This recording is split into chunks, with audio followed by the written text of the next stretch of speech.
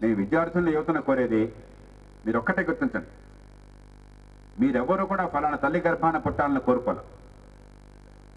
మీరేమన్నా అనుకుని పుట్టారా?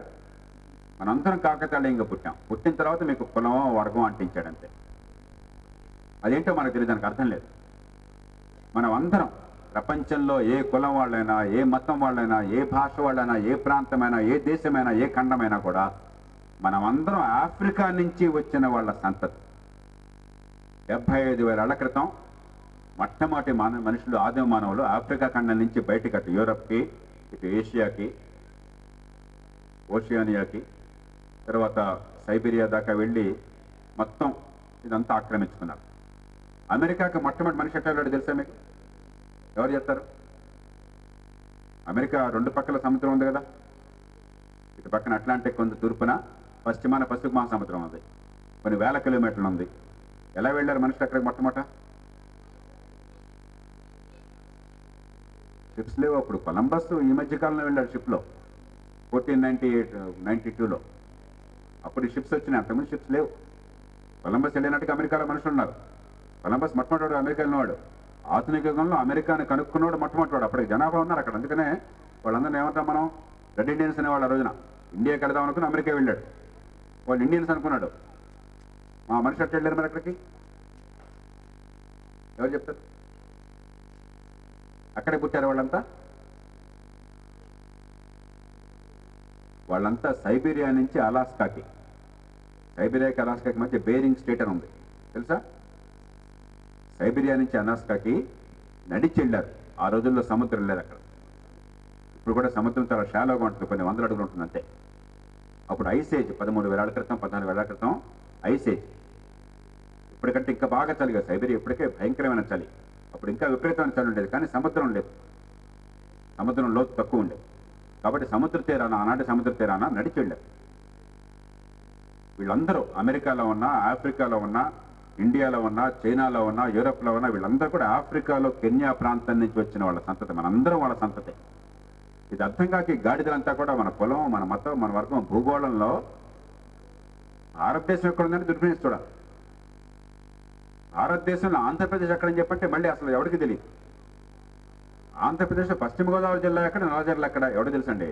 మనం గొప్పలు అనుకుంటాం, కానీ దానిలో ఇంతోటి దానికి మన కులం, మతం, వర్గం, అహంకారం, ఆభిజాత్యం, ఎంత మూర్ఖత్వం ఇది. అందుకే నేను కోరేది కనీసం కళాశాలల్లో, విద్యాశాలల్లో, స్కూళ్లల్లో నిజంగా మనిషి ఏమిటి, మనిషి పుట్టుపూర్వోత్తరాలు ఏమిటి, ఈ కులం అన్నదో జాతి అన్నది ఎంత మూర్ఖమైనది, ఈ విభజనలు ఎంత ఎంత నిర్హేతుకమైనవి, అశాస్త్రీయమైనవి అన్నది మనకు అర్థం కావాలి. మనలో చాలా మందికి మనం అందరం ఆఫ్రికా వాళ్ళ సంతతిని కూడా తెలియదు. ఆ మాత్రం కూడా విద్య నేర్చుకోవట్లేదు. కాలేజీలో బట్టి పట్టు నేర్చుకోవడం తప్పితే అసలు ప్రపంచంలో, ఈ విశాల విశ్వంలో మన మిల్కీవే కొన్ని వేల కోట్ల, ఈ గెలాక్సీల్లో ఒకటి, కొన్ని వేల కోట్ల గెలాక్సీల్లో మిల్కీవే ఒకటి. దానిలో ఉన్న కొన్ని వేల కోట్ల నక్షత్రాల్లో బిక్కుబిక్కుమంటూ మిణుకుమిణుకుమంటున్నటువంటి ఒక సూర్యుడు ఒకటి. సూర్యుడు పెద్ద నక్షత్రం కూడా కాదు, సూర్యుని ఎల్లో డ్వార్ఫ్ అంటారు. ఎల్లో డ్వార్ఫ్, మరుగుజ్జు నక్షత్రం. ఆ సూర్యుడు చుట్టూ నక్షత్రం ఉన్న గ్రహాల్లో భూమి చాలా చిన్న గ్రహం. మనతో పోలిస్తే జూపిటర్ 1700 రెట్లు ఎక్కువ ఉంది. జూపిటర్ ఒక్కటే దానిలో అన్ని గ్రహాలు పట్టేస్తాయి. భూమి దానిలో 1700, భూమిని ఒక బాల్ లాగా చేస్తే జూపిటర్లో 1700 బాల్స్ పడతాయి. అంత చిన్న గ్రహం, బోడి గ్రహం మనం. ఆ గ్రహంలో మన దేశం ఏంటి, మన రాష్ట్రం ఏంటి, మన జిల్లా ఏంటి, మన కులం ఏంటి, అర్థమంది ఏమన్నా అసలు? ఇంగిత జ్ఞానం ఏమాత్రం ఉన్నా కూడా ఎంత మూర్ఖత్వం అర్థం కాదు. కాబట్టి మీరు ఎదురు తిరగాలి, శాస్త్రీయంగా ఎదురు తిరగాలి, కేవలం ఆవేశంతో కాదు, శాస్త్రీయంగా ఎదురు తిరగాలి. అసలు మన జన్యువులన్నీ ఒక్కటే. ఆఫ్రికా నల్ల జాతి మనుషుల జీన్సే మన దగ్గర ఉన్నాయి. మన తండ్రులు, వాళ్ళ తండ్రులు, వాళ్ళ తల్లులు, వాళ్ళ పూర్వీకులంతా వెళ్ళి నుంచి వచ్చిన వాళ్లే అన్న సంగతి మనకు తెలియదు. ఇవాళ మీకు కూడా చాలా మంది తెలియదు ఆ సంగతి. ఎందుకంటే ఆలోచించట్లా, మనం గుడ్డిగా ఏదో పాఠాలు బట్టి పడుతున్నాం. కానీ ఇది అర్థమైతే కులం అనేది ఉండదు. కాబట్టి నేను ముఖ్యంగా మిమ్మల్ని, విద్యార్థులను, యువతను కోరేది ఏంటంటే కులాన్ని పాతి పెట్టండి. కులం పేరుతో ఎవడు వివక్ష చూపెట్టినా, కులం పేరుతో ఎవడు 10 మందిని కలిపే ప్రయత్నం చేసినా, కులం పేరుతో ఎవడు ద్వేషాన్ని చెప్పినా, నేను సాధారణంగా నేను హింసగా పాల్పడద్దని చెప్తాను. ఈ ఒక్క విషయంలో మాత్రం హింసకు పాల్పడండి. చాచి చంపకాయ కొట్టండి, లెంపకాయ కొట్టండి. ఎందుకంటే కులం పేరుతో, మతం పేరుతో, ప్రాంతం పేరుతో మనలో విభేదాలు సృష్టించి మనిషికి అంతరాన్ని పెంచి ద్వేషాన్ని పెంచేసి అదేదో పేట్యాడదు అనుకుంటున్నాం. నా కులం కోసం పనిచేస్తే పేట్యాడదు. నా మాటకు వస్తే మన దేశం కోసం పనిచేస్తూ కూడా ఇంకో దేశాన్ని ద్వేషిస్తే అది పేట్యాడడం కాదు. మన దేశం బాగుపడాలంటే పాకిస్తాన్ నాశనం కావక్కర్లేదు, అది చాలా మూర్ఖపు ఆలోచన. చైనా నాశనం కావక్కర్లేదు. మన మంచి కావాలని కోరుకు ఇంకోటి ద్వేషం, ఇంకోటి కనుభవాలను కోరుకోక్కర్లేదు. ఇది చాలా పాతకాలపు దుర్మార్గపు ఆలోచన, ఇది మూర్ఖపు ఆలోచన. మీరు దాని నుంచి బయటపడాలి. మీ తరం బయటపడకపోతే ఈ కులానికి, ఈ మతానికి మీరు బానిసలైపోతే బతుకు నరకం అవుతుందని చెప్తున్నాను. కంటికి కన్నే బదులవుతుంది. వీడిని వాడికి ఎప్పుడు ద్వేషంతో, అసూయతో ఒకరి మీద ఒకరిని మాస్టర్ని పెంచుకుని బయటికి వెళ్తే మన పిల్లలు ఏమవుతారన్న భయంలో బతికే బతుకు కంటే చావటం మీరు. కాబట్టి ధైర్యంగా బతకాలి అని చెప్పంటే ఈ కులాన్ని మీరు చంపేయాలి. అది కేవలం ఆవేశంతో కాదు, ఆలోచనతో చంపాలి. రేపు పొద్దున మీరు పెళ్లిళ్ళ వయసు వచ్చినప్పుడు మళ్ళీ మీ తల్లిదండ్రులు, అధ్యాపకులు నా మీద కోపం తెచ్చుకోవచ్చు. నచ్చిన మనిషిని కులానికి అతీతంగా ధైర్యంగా ప్రేమించి పెళ్లి చేసుకోండి.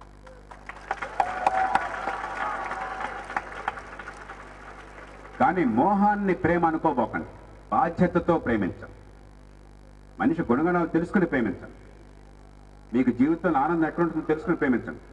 ప్రేమించాక ధైర్యంగా అవసరమైతే తల్లిదండ్రులు ఎదిరించండి. ఆ సత్తాన్ని మీరు తెచ్చుకోండి. ఎందుకంటే కులాన్ని చంపేయాలంటే మీరు ధైర్యంగా మీకు నచ్చిన వాళ్ళని ఎంచుకోవటంలో కీలకం.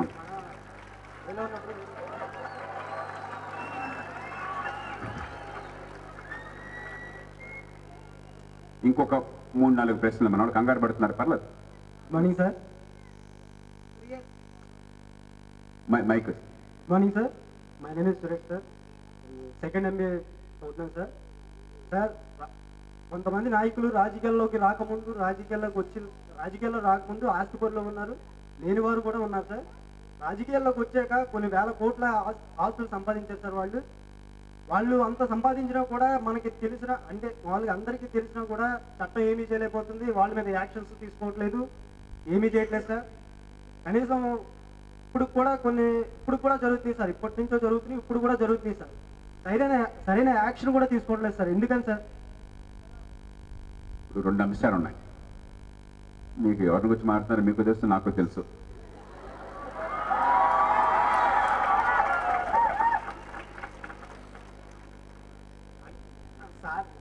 రెండు అంశాలు ఉన్నాయి. మొట్టమొదటిది,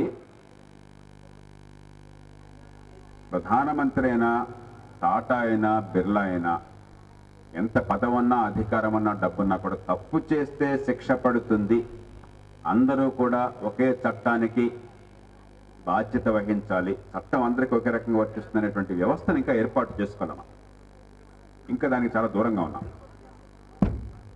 మీకు ఈవేళ బరాక్ ఒబామా రాష్ట్రపతి అయ్యాడు కదా అమెరికాలో. ఏ రాష్ట్రం నుంచి అయ్యాడు ఎవరు చెప్తారు నాకు?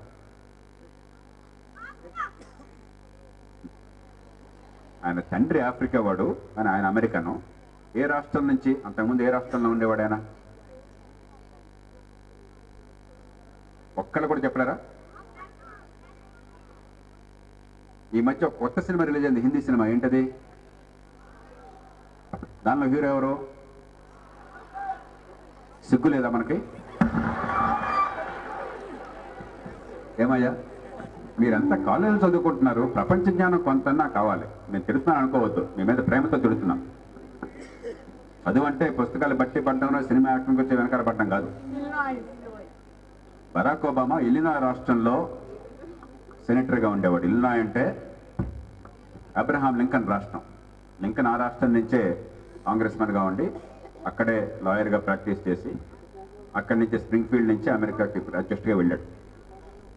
ఏమైంది? బరాక్ ఒబామా రాష్ట్రపతి అయిన తర్వాత ఆ సెనేటర్ పదవి ఖాళీ చేయాల్సి వచ్చింది. యాక్చువల్గా రాష్ట్రపతిగా ఉంటే ఎంపీగా ఉండలేడు కదా. అక్కడ చట్టాల ప్రకారం ఆ ఇల్లినాయ్ గవర్నర్కి మళ్ళీ ఎన్నికలు జరిగే లోపల బరాక్ ఒబామా స్థానంలో సెనేటర్ని నియమించే అధికారం ఉన్నది. వాడు ఏం చేశాడు? బేరం పెట్టాడు. వాడు కూడా పాపం లంచం అడగల. నా ఎన్నికల కోసం డబ్బు కావాలా, నా ఎలక్షన్ ఫండ్కి నువ్వు కనుక ఇచ్చినట్టయితే, ఆ ఫండ్కి ఎలక్షన్ ఫండ్కే, అది కూడా చెక్ రూపంలోనే, ఎలక్షన్ ఫండ్ డబ్బులు ఇచ్చినట్టయితే ఆ డబ్బులు ఇచ్చిన వాడిని నేను సెనేటర్గా పెడతాను ఈ సంవత్సరం కాలం అన్నాడు. ఇంతే వాడు చేసింది. వాడు పెద్ద డబ్బు కూడా అడగల, $1,00,000 అడిగాడు. $1,00,000 రూపాయలు లెక్కేస్తే 40-50 లక్షలు, నథింగ్. అది అమెరికాలో సెనేటర్ అంటే ప్రపంచంలో చాలా గొప్ప పదవి అది. మన దేశంలో ఎంపీకి 50 లక్షలకి ఎవడేవాడు. అమెరికాలో $1,00,000 అంటే 50 లక్షల విలువ లేదు, దానికి 5-6 లక్షల విలువ అంతే. అంటే ఆఫ్టర్ ఆల్ వాడు అడిగింది మన లెక్కలో చూస్తే ఒక సెనేటర్ పదవికి నియామకం చేయడానికి ఒక 5 లక్షల రూపాయలు నా ఎన్నికల నిధికి విరాళంగా ఇవ్వు చెక్ రూపంలో అడిగాడు. ఇంతే వాడు చేసింది. డబ్బులు కూడా తీసుకోవాలి. ఇంకా వాడి పేరు రాడ్ బ్లాగోవిచ్, ఆ రాష్ట్ర గవర్నర్ పేరు. వాడికి ఏమైందో తెలుసా? 2 వారాల్లోగా గవర్నర్ పదవి ఊడిపోయింది. రాష్ట్రంలో ప్రజలంతా ప్రత్యక్షంగా ఎన్నుకున్న గవర్నరు 2 వారాల్లో పదవి పోయింది. వాడికి జైలు శిక్ష వేశారు. 14 సంవత్సరాల జైలు శిక్ష వేశారు. వాడి కుటుంబం వీధుల్లో పడిపోయింది. పాపం భార్య, 2 పిల్లలు వాళ్ళు వీధుల్లో పడ్డారు. వాళ్ళకున్న ఆస్తి మొత్తం పోయింది లీగల్ ఖర్చులు కూడా. నిన్నటి దాకా అమెరికాలో ఒక పెద్ద రాష్ట్రానికి ఎన్నికైన గవర్నరు, ఒక పెద్ద పదవి ఉన్నటువంటి నాయకుడు, డబ్బులు లంచం కూడా తీసుకోలేదు, కేవలం బేరం ఆడాడు. ఆ డబ్బు కూడా సొంతంగా లంచం అడగలేదు. ఎన్నికల నిధులకి చెక్ ఇమ్మన్నాడు, విరాళంగా ఇమ్మన్నాడు. ఎన్నికల నిధులకు ఇచ్చే విరాళానికి ఒక పదవికి తను చేసే నియామకానికి మధ్య లంకి పెట్టాడు కాబట్టి వాడి పదవి పోయింది. వాడు జైలుకి వెళ్ళాడు. వాడి కుటుంబం వీధుల్లో పడింది. మీరు గనక అంత బలంగా పనిచేసే యంత్రాంగాన్ని, అలాంటి చట్టాన్ని, అలాంటి వ్యవస్థను ఏర్పాటు చేస్తే, అక్కడ FBI మన CBI లాగా ఇన్వెస్టిగేట్ చేసింది. FBI ఫెడరల్ గవర్నమెంట్ చేతుల్లో, రాష్ట్రపతి చేతుల్లో ఉంది బరాక్ ఒబామా. వీడు బరాక్ ఒబామా పార్టీ వాడే. రాష్ట్రంలో తన పార్టీ ఉంది, కేంద్రంలో తన పార్టీ అధ్యక్షుడు ఉన్నాడు, పార్లమెంట్లో తన పార్టీ వాళ్ళు 2 సభల్లో ఉన్నారు. కానీ వాడిని FBI నుంచి ఎవరు కాపాడలేకపోయినారు. కాబట్టి అలాంటి ఏర్పాట్లు ఉండాలి. చట్టం అనేది ఎవరికైనా కఠినంగా వర్తించేదిగా. అది ఒక పక్కన ఖచ్చితంగా మనం చేసుకోవాలి. దానికి పద్ధతులు ఉన్నాయి. కాలక్రమేణా దాన్ని బాగు చేసుకోవాలి. రెండో పక్కన అసలు మన బంగారం మంచిది కాదుగా బాబు. 1000 కోట్లు తిన్నారని కూడా తెలిసి కూడా మనం వాళ్ళకే ఓట్లు వేస్తామని చెప్పండి, ఎవడు ఆపగలడు? అంటే ఎందుకని? సమాజంలో పాపం మన మంచి ఏమిటో మనకు తెలియనటువంటి సమాజం అది. ఇంకా ప్రజాస్వామ్యం పూర్తిగా వేళ్ళునుకోలే, పరిణతి చెందల.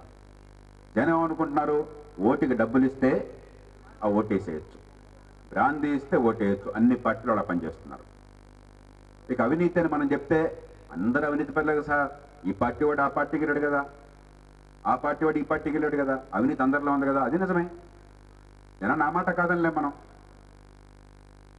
ఇక మూడోది, జనం ఏమనుకుంటున్నారు పాపం, మాకేదన్నా గనక మా పిల్లల చదువు కాదు, మాకు ఆరోగ్యం కాదు, మాకు ఉపాధి కాదు, మాకు ఆదాయం కాదు, మా బతుకులు బాగుపడడం కాదు, మాకేదన్నా ₹2 బియ్యం ఇస్తే, మాకేదన్నా ₹200 పెన్షన్ ఇస్తే, మాకేదన్నా లోన్ వేవర్ ఇస్తే, మాకు ఇంకేదన్నా ఇస్తే బాబు మేము బాంచని కాలు మొక్తా, మేము రుణపడి ఉంటామని చెప్పిన స్థాయిలో జనం ఉన్నారు పాపం. పేదరికం పోవాలంటే ఇందాక మనం మాట్లాడుకున్నాం ఎలా పోతుందనేది.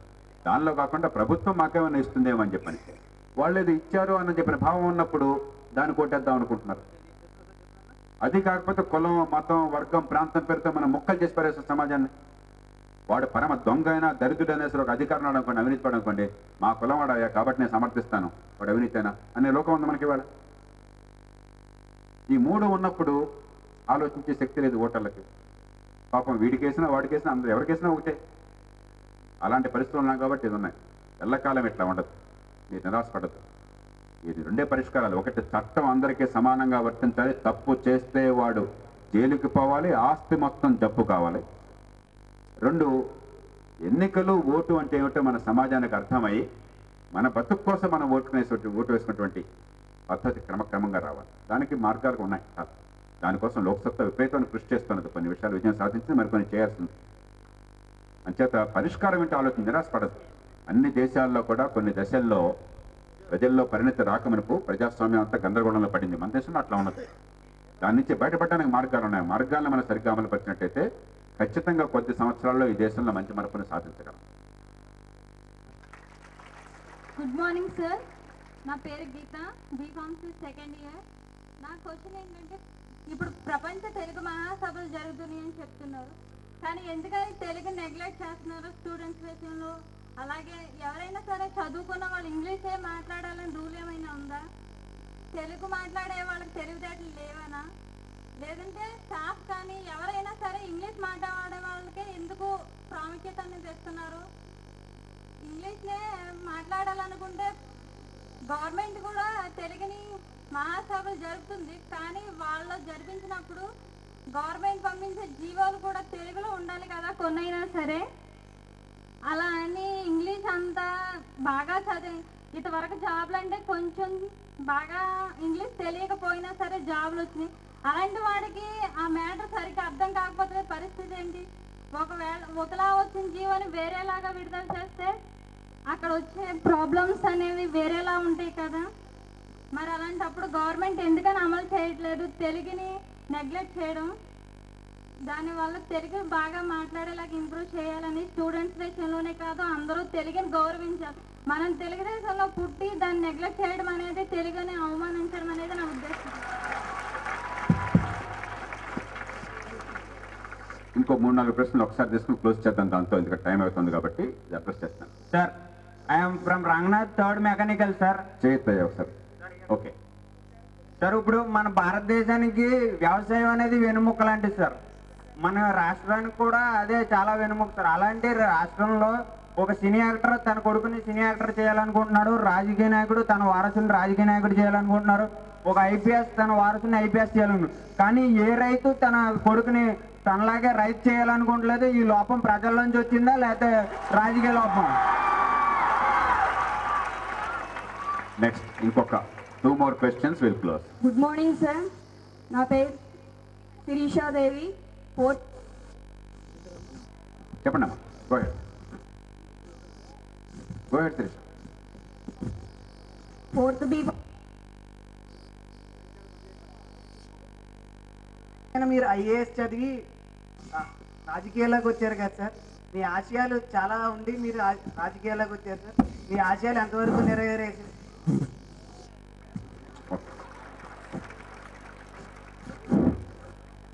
హలో సార్, నా పేరు సురేష్ రెడ్డి. తర్వాత సురేష్ ఇవ్వండి అదే మైకు. Go head Suresh. ఇప్పుడు పార్టీలో ఎమ్మెల్యే కింద పోటీ చేయాలంటే 50 lakhs అలా కట్టాలంటారు. మీ పార్టీలో చేరాలంటే ఎంత కట్టాలి? మీరు తీసుకుంటారో తీసుకోరమండి.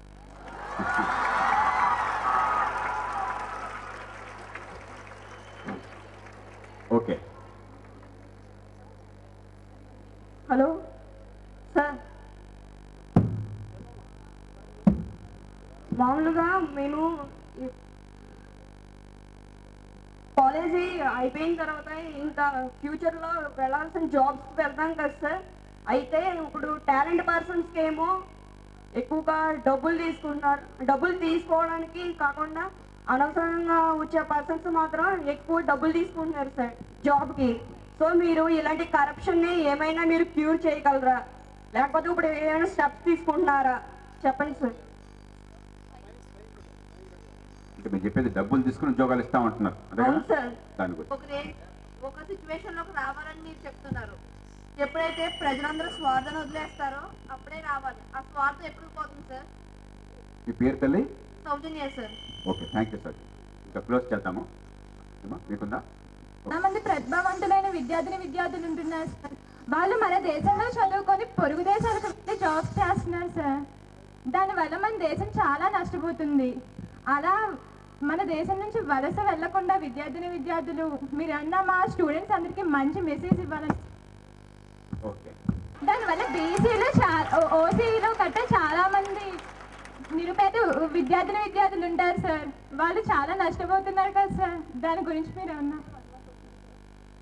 అమ్మా టైం లేదు. Good morning sir. గర్ల్స్ ఇప్పుడు చాలా విషయాల్లో ముందుంటున్నారు, చదువుకుంటున్నారు, జాబ్స్ చేస్తున్నారు సార్. బట్ ఎందుకు సార్ ఒక్కో సిచ్యువేషన్లో గర్ల్స్గా పుట్టడం మా తప్ప అనే సిచ్యువేషన్ ఫేస్ చేస్తున్నారు సార్. ఈ టైంలో రిజర్వేషన్స్ అవసరమా? రిజర్వేషన్స్ అవసరమా?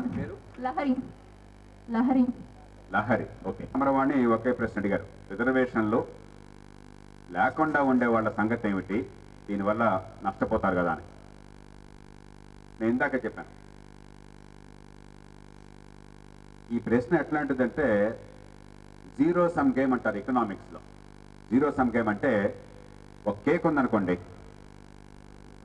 ఆ కేక్ ఒక ఆయన ఎక్కువ లాగేస్తున్నాడు అంటే మిగతా వాళ్ళకి మిగిలే తక్కువ అవుతుంది కదా. ఆ కేక్ అతను ఎక్కువ లాగేసుకోకుండా మనం కాళ్ళు నరికేసామనుకోండి, మిగతా వాళ్ళకి మిగిలిపోతుంది కదా. బాబు నిశ్శబ్దం. ఇలాంటి వాటిని జీరో సమ్ గేమ్ ఇష్యూస్ అంటే ఎక్కువైతే ఒకళ్ళకి ఎక్కువైతే ఇంకోటి తక్కువయ్యేది.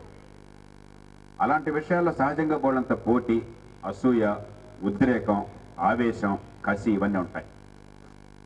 రిజర్వేషన్లు అట్లాంటిదే.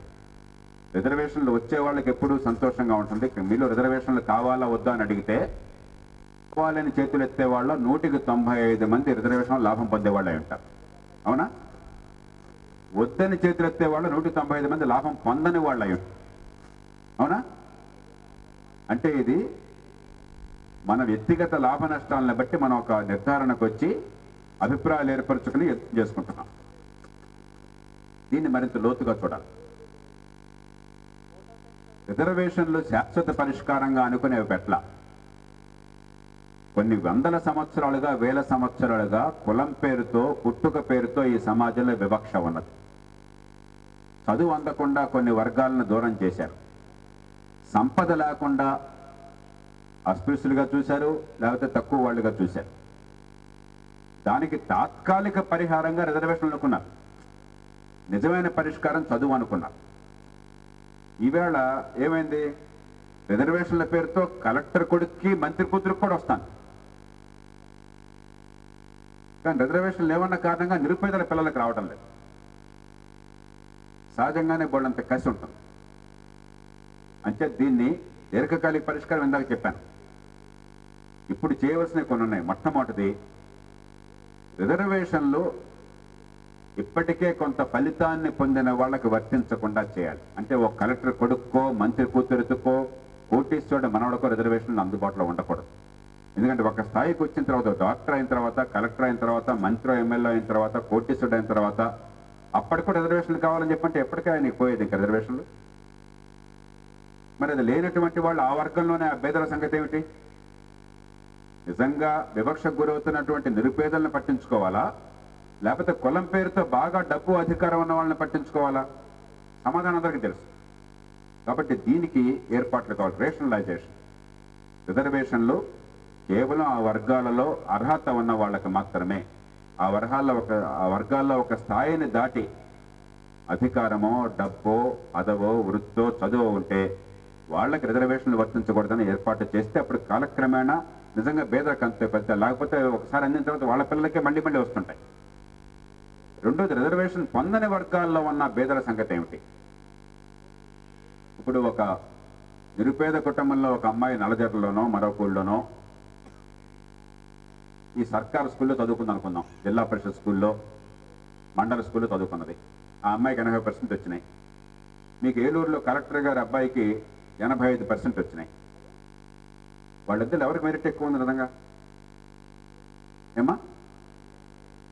ఎవరికి? 80% ఉన్న అమ్మాయికే కదా. కానీ మన వ్యవస్థ ఏమన్నా 80% అమ్మాయికి ఉన్న మెరిట్ 85% కలెక్టర్ కొడుకు కంటే మెరిట్ ఎక్కువ అని గుర్తించే వ్యవస్థ ఉందా మనకేమన్నా? దాని మెరిట్ అంటున్నాం 85% అని చెప్పాను. కాబట్టి కొంత వెయిటేజ్ ఇవ్వాలి. పిల్లలు ఏ స్కూల్కి వెళ్ళారు, తల్లిదండ్రులు ఏ నేపథ్యంలో, తల్లిదండ్రులు చదువు ఉందా లేదా, ఇలాంటి అంశాలను పరిగణలో తీసుకుని అదనంగా వెయిటేజ్ ఇచ్చామనుకోండి, వచ్చిన మార్కులకు అదనంగా కలిపామనుకోండి, అప్పుడు నిజంగా వాళ్ళకి అవకాశాలు పెరుగుతాయి. అర్హత ఉంది వాళ్ళకి, అనర్హులు కాదు.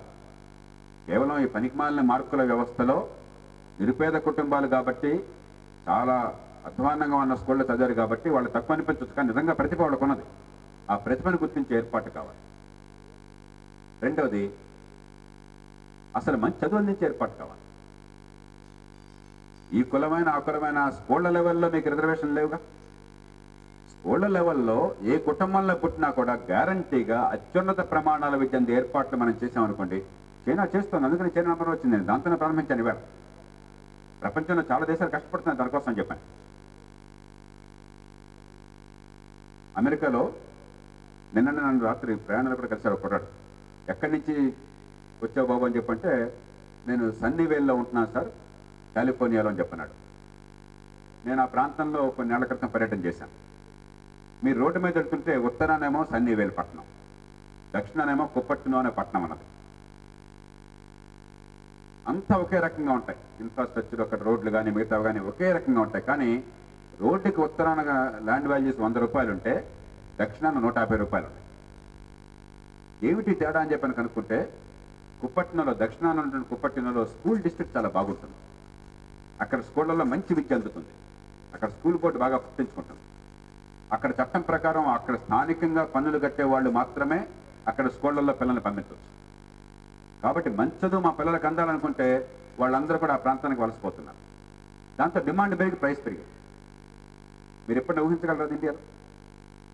అంటే చదువు వల్ల ఆర్థిక వ్యవస్థ మొత్తం మారింది. అక్కడ మంచి స్కూళ్ళు ఉన్నాయి కాబట్టి అక్కడ స్కూళ్ళకి పంపించాలని చెప్పంటే అక్కడ నివాసం ఉండాలి కాబట్టి మిగతా అన్ని సదుపాయాలు ఒకే రకంగా ఉన్నా కూడా దానివల్ల అక్కడ 50% భూమి విలువ పెరిగిపోయింది. చదువుకు అంత ఇంపార్టెన్స్ ఇస్తున్నారు ప్రపంచం అన్ని సమాజాల్లో. మనం దాన్ని నెగ్లెక్ట్ చేస్తున్నాం. కాబట్టి పనికొచ్చే చదువు ఏర్పాట్లు చేయాలి.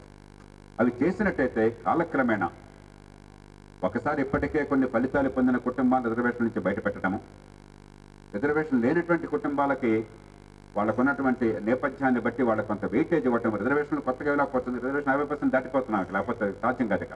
సుప్రీంకోర్టు 50% ఎక్కువడానికి వీల్లేదు ఉంది. వెయిటేజ్ ఇద్దాం, ఒక 5% 10% వెయిటేజ్ ఇద్దాం. ఆ రకంగా ఇవ్వటము, మంచి స్కూల్ విద్యను అందరికీ ఏర్పాట్లు చేయటము. ఈ 3 పనులు చేస్తే కాలక్రమేణా ఏడాదికి 1-2% రిజర్వేషన్ తగ్గించి 15-20 ఏళ్ల రిజర్వేషన్ లేకుండా సమాజాన్ని చేసుకోవచ్చు. రిజర్వేషన్ లేకున్నా కూడా అన్ని వర్గాలకు న్యాయం జరిగే ఏర్పాట్లు చేసుకోవచ్చు.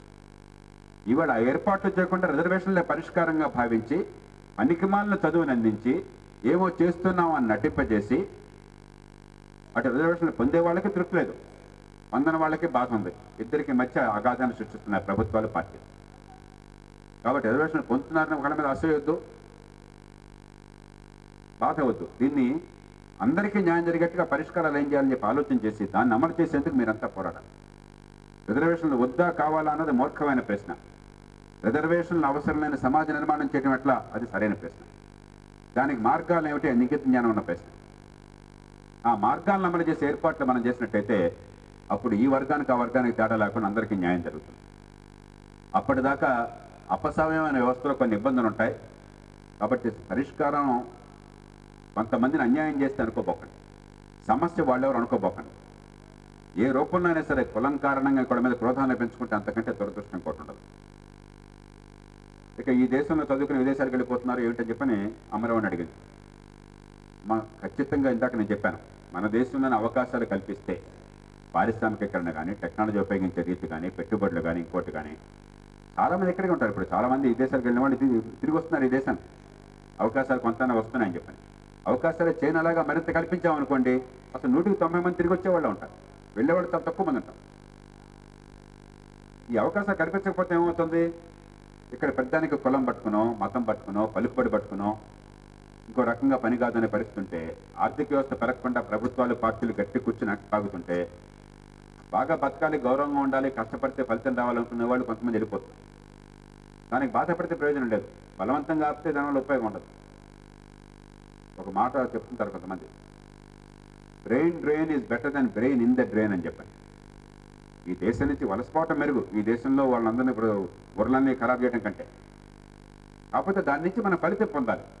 ఇక్కడి నుంచి వెళ్ళిన వాళ్ళు తిరిగి డబ్బు పంపిస్తున్నారు. మనం ఇవాళ దేశంలో బతుకున్నామంటే ఏడాదికి $60 బిలియన్ డబ్బుని వాళ్ళు విదేశాల నుంచి ప్రతి సంవత్సరం ఇక్కడ పంపిస్తున్నారు. ఎక్కడికి వెళ్ళినా కూడా 2 టెక్నాలజీ తీసుకొస్తున్నారు. ఈ దేశంలో చాలా మేర టెక్నాలజీ కొత్తగా వస్తుందని చెప్పంటే ఇతర దేశాలు చూసి, అక్కడ టెక్నాలజీ చూసి, అక్కడ పరిశ్రమలు చూసి అది నేర్చుకుని మన దేశంలో ప్రవేశపెట్టాలనే ప్రయత్నం చేస్తున్నారు. చాలామంది క్రమక్రమంగా అవకాశాలు తిరిగి వచ్చేస్తున్నారు. కాబట్టి పరిష్కారం ఎక్కడ అని చెప్పంటే, ఇక్కడ అవకాశాలు పెరిగేటువంటి వ్యవస్థ నిర్మాణం చేద్దాం, ఇక్కడ నిజంగా పోటీ ఉండే వ్యవస్థ నిర్మాణం చేద్దాం, ఇక్కడ ఉపాధి పెరిగే వ్యవస్థ నిర్మాణం చేద్దాం. అప్పుడు చాలామంది ఇక్కడే ఉంటారు, అక్కడ ఉన్న వాళ్ళు కూడా ఇక్కడ తిరిగి వస్తారు. అంతే తప్ప వెళ్లకుండా బలవంతంగా ఆపాలంటే ఉపయోగం లేదు.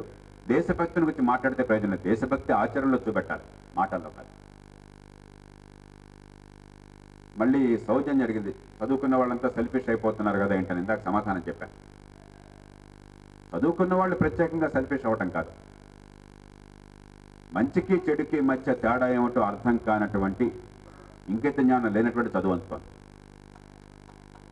మనం మంచి చేయాలి అని చెప్పంటే మనం గొప్పవాళ్ళం కావక్కర్లా, మహాత్మా గాంధీలం కావక్కర్లా. నేను ఎప్పుడు చెప్తుంటాను, మీరు రేపొద్దున ఈ కాలేజ్ చదువుతున్నారు కాబట్టి బాగా మంచి వాళ్ళు, మంచి పేరు తెచ్చుకున్న వాళ్ళు అయ్యారు, గొప్ప మేనేజర్లు అయ్యారు, వృత్తిలో గొప్ప నైపుణ్యం పొందారు, పరిశ్రమ ఇంకోటి పెట్టారు, వ్యాపారం పెట్టారు, కోట్లు ఆర్జించారు, గొప్ప ఇల్లు కట్టుకున్నారు. ఎంత పెద్ద ఇల్లు కట్టుకున్నా, ఎన్ని కోట్లు సంపాదించినా పక్కింట్లో ఉన్నటువంటి ఆ గుడిసెలో ఉన్న పోరగాడిని కొట్టిన దోమ మీ ఇంటికి కూడా వస్తుందిగా. దోమ మీ ఇంటికి ముందు కదా ఆగుతుందా? వీరంతా కూడా ఏకేఆర్జీ కాలేజీలు చదువుకున్నారు, ఏకేఆర్జీ కదా, కాబట్టి ఏకేఆర్జీ పిల్లలు కొట్టకూడదు దోమ అనుకుంటుందా?